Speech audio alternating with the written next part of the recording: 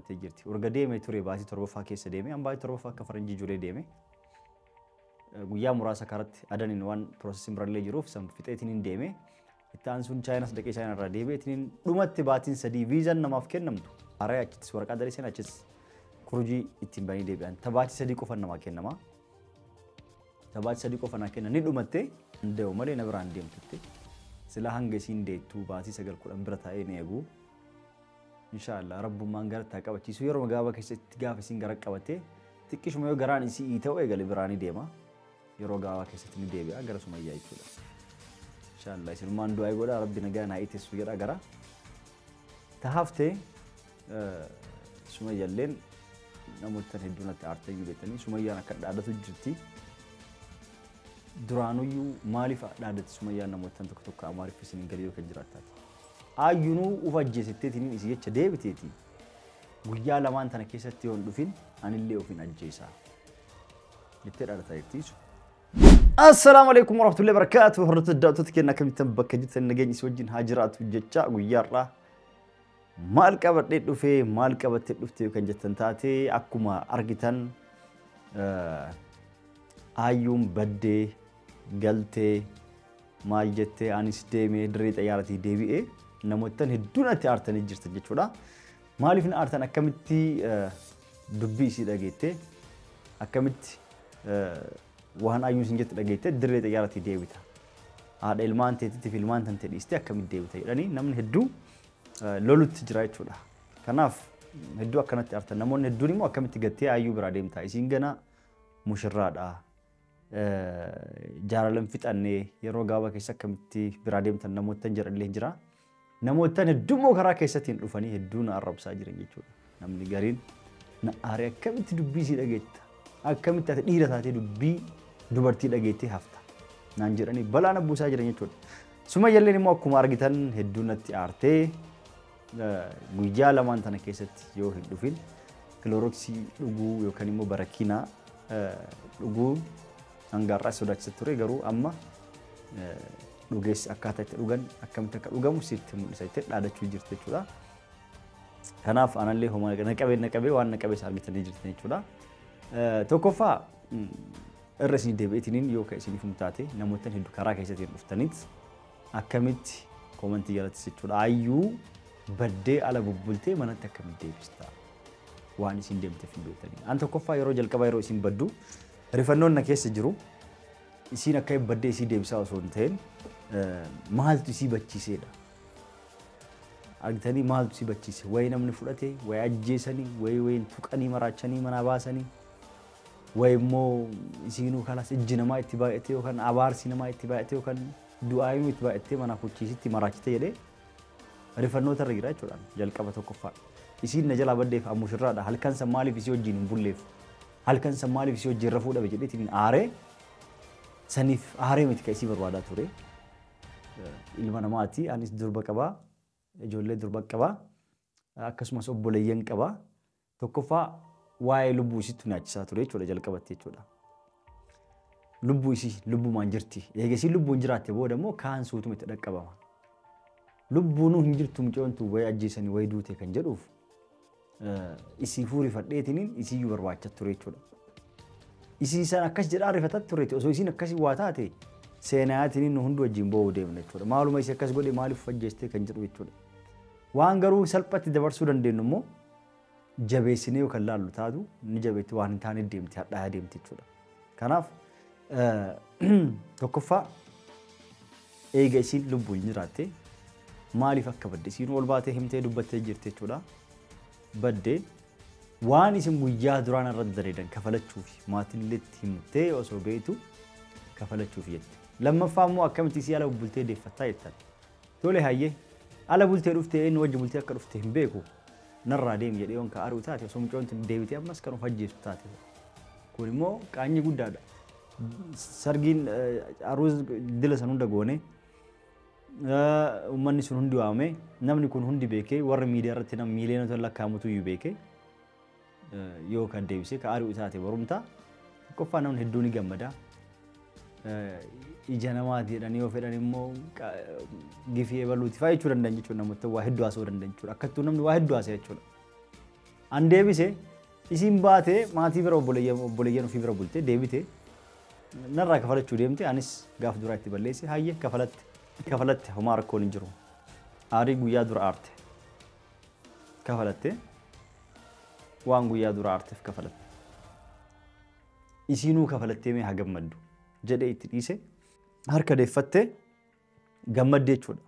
Isinis piraankiin daddare ala bubbultee deebite. Wanti guddaan maali gaaf dura wanti jedhu an durbaa dhiira kamiin wal quunnamtii hin qabu. Kanaan dura hariiroo dhiira wajji hin qabu jette. Namoota hedduu sababaan isin baddeef tokkoffaa waan durbummaa hin qabaniif anuu shakket ture. Dura ni qaba nam tokko wajji wal quunnamtii hin qabu.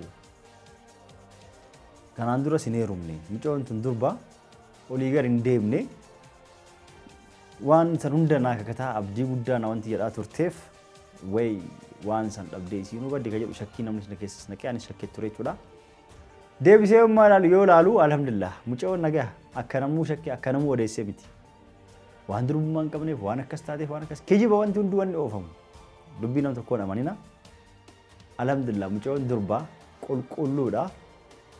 Eega isimmaan qulqulluu taate eega isimmaan durba taate piraankiin isii guyyaa lama sadii ala bultee deebi'uu miti yoo fete baatii sadii bultee maha deebitu garuu qulqullummaa ofii san hin dhabin.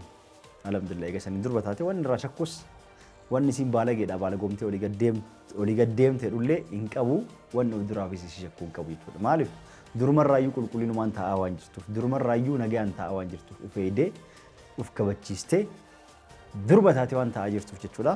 Kanaan haa galatoomtu jechuudha. Qaaliin isii waan akka hin taane anillee homaan jenneen dhiise. Namoota hedduu waa hedduu jedhanii tumee caccabsee butuchee ari'ee dirqiin akkas goonee maal jechuu danda'ani. An homaan goone alhamdulillah. Isillee nagaa.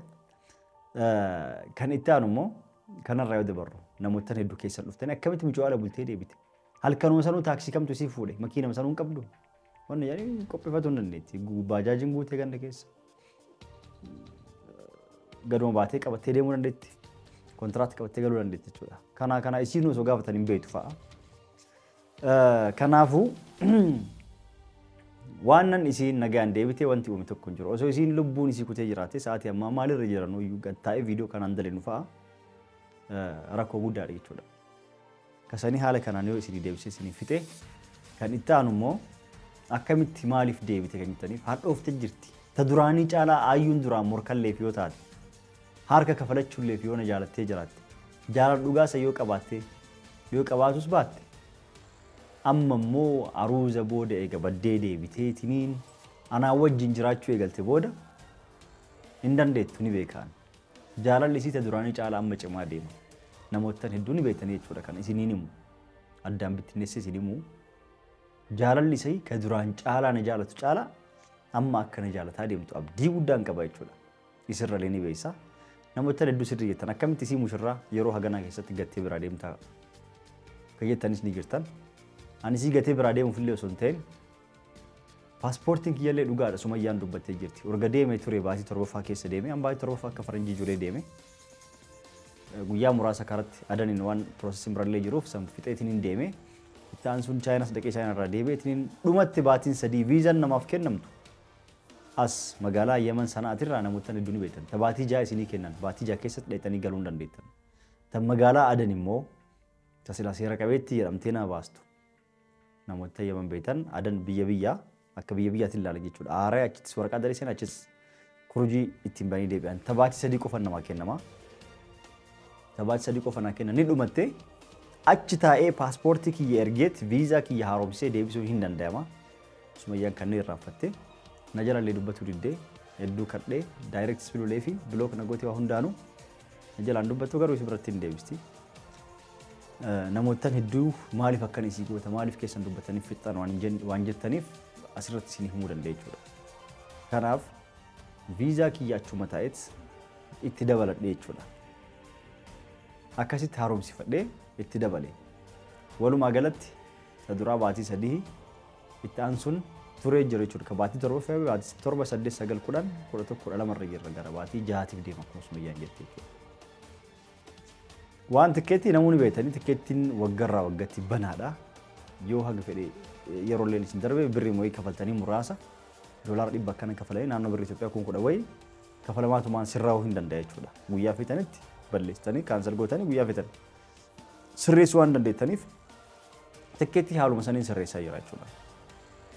Haaluma saniin sirreessee ammas inshaallah yeroo gabaabaa keessatti ayyuun ilmoota kanarraa argattu malee ilmoota akka anda'u malee na biraan deemtutti sila hanga isiin deettuu baatii 9-10 bira taa'ee ni eegu inshaallah rabbummaan garattaa qabachiisu yeroo gabaabaa keessatti gaafa isiin gara qabatee xiqqishuma yoo garaan isii ta'u eegale biraanii deema yeroo gabaabaa keessatti ni deebi'a gara Sumayyaa jechuudha. Inshaallah isinumaan du'aa godha rabbi nagaa naa ittisu jedha gara tahaftee Sumayyaalleen namoota hedduun itti aartanii beektanii Sumayyaan akka dhaadatu jirti. Duraanuyyuu maaliif dhaadatti Sumayyaan namoota tokko amaariif isin galee yookaan jiraattaati. Ayyunuu ufa ajjeesitteetiin isii jecha deebiteeti. Guyyaa lamaan tana keessatti yoon dhufin anillee ofin ajjeesaa. Jettee dhaadataa jirti. Sumayyaan nama jagnaadhaa ni beeka. Isiin gootaa waan akkanaan murteessitu osoo anuuyyuu takkaa miti sadii irratti kan fuudhu taate dhuydee ofin ajjeestu ittiin abdadha maaliif ilmaan isiitii jiraachuu ni barbaadde jechuudha. Osoo duraan taate tolee gochuu hin dandeetti yeroo laaxxee taate. Ayyuun ammoo waan laaxxee taateef osoo ilmoo tokko qabaatte osoo an sihii kellee jedheeni osoo birallee kan deemu ta'e osoo akka fedhallee kan ta'u taate anattis aartee anas jibbitu ilmaan isiitiif garuu ni jiraatti jechuudha. Ilmaan isiitiif garuu umrii ni feeti jiraachuu ni feeti jechuudha. Sumayyaa hedduun itti abdadha akka waan akkanaan goone kanaaf Sumayyaan gootaa tolchee isii beeka jechuudha. Akkuma kanaan dura isin himetti Sumayyaa osoo fuudhin dura namootan dubartii yoo xiqqaate 10 ol qormaatee ilaalee tamtu naa wajjin jiraachuuf ta'a tamtu ilmaan tiyyaaf osoo aan waa ta'e ilmaan tiyya guddisuuf mas'uulummaa manaa fudhachuu danda'a. Tamtu ilmaan tiyyaaf ta'a tamtu anaafis ta'a jedheetiniin tolcheetiniin jalqabumaayyuu dubartii hedduu keessaa filadhee haala saniin Sumayyaa fuudhee jechuudha. Alhamdulillah rabbi as wajjin tursiise ammallee rabbi umrii wajjin nu dheeresse dhiyaada. Ilmaan lamas babbareedduu tana naa fiddee inshaallah amma boodas kan birallee naa fiddeetiin itti abdadha abdii guddaa irraa qaba. Isiin ammaaf akkatti garaa jabaatti malee gaafa asii ka'ee biraachi deeme nan beeka akka itti isiin itti na simattu abdii guddaan qaba jechuudha. Akka itti isiin na eedu abdii guddaa irraa qaba. Kanaaf haadha manaatii haadha ilmaan tiyyaa hin jibbu hedduun ni jaaladha ilmaan tiyyaa illee ni jaaladha. Ilmaan tiyyaa hedduu yaadee jira namoota tokko hidhoo isaan suuras kaasaa viidiyoos waraabaa ergaa jira. Anillee karaa itti arguun yeroo tokko ni argaa garuu akkasitti xiqqoo suuraa laalaniif viidiyoo laalaniif hawwiin bayanii akkasiin jedha walumaa galattu taafteef du'aa isin nu godha inshaallah. Inshaallah anillee yeroo gabaabaa keessatti haala mijeeffadhee ni deema jechuudha. Namoota hedduu olola adda addaan oofanii homaa argitan caafii qabatanii ka odeessan waa tokko osoo addaan hin baafatin waan argitan ka jettan ka keessan dhuftanii gorsa fakkeettanii na arrabsitan galatoomaa isin jedha. Kan arrabsis ni jira. Ka akkana ta'e akkas ta'e naa wajjin kan jinqamu kanaa wajjin rakkatu ni jira. Hundi keessanuu warnaa fi addanis galatoomaa isin jedha. Kanaafuu ni beeka namoota hedduu ka keessallee dhuftanii ka loltanis anumaa yaaddanii maaliif akkas goota kana gorsitanis ka du'aa nu gootanis hundi keessanuu galatoomaa isin jedha. Anas waan qunnamni beektanii yaa akkuma carraa ta'etti daa'iman rabbi buuse hayyullee rabbi sammuu isillee haa guddisuu fi namoota hedduus kanatti aartanii kamitti jecha dubartii dhageetti qilee seentu ufa ajjeestu kaatee biraan deemtu namoota naan jettan hedduu jirtan jechuudha. Mungkin isin gochuu hin dandeettan namoota tokko warra akkas jettan. Yoo namni tokko sababa keessanii of ajjeese yoo namni tokko sababa keessanii waa ta'e homaa isinitti fakkaatu ta'a. Dandaa isaa jechuu dandeettan. Angaruu hin danda'u dubartiin garaan nyaatti saniifin hafee jechuudha. Homaa gochuu hin danda'u. Yeroo muraasaaf akkuma isin jettee isillee rabbi ilmoo haa kennuu fi yeroo muraasaaf anis hafee jira jechuudha. Inshaallah. Hanga dhaltullee hanga deettullee hin eegu. Akkuma xiqqoo akkuma isin jedhe garaan isii ol guddannaan ni deema jechuudha. Haala bijjeessee yeroo gabaabaa keessatti. Sumayyaalleen akkas gochuu deemtittanii warra yaadaa cinqamtaa jirtan an Sumayyaatti abdii guddaa irraa qaba itti abdadhaa. Waan akkanaa akkasiin hin goone jechuudha. Taafteef inshaallah du'aa nu godhaa isin jenna. Dubbii isin dheeresse hanga ma wanna wajjin tuttaniif assalamu alaykum wa rahmatullahi wa barakatuh nagaan nuftura bye bye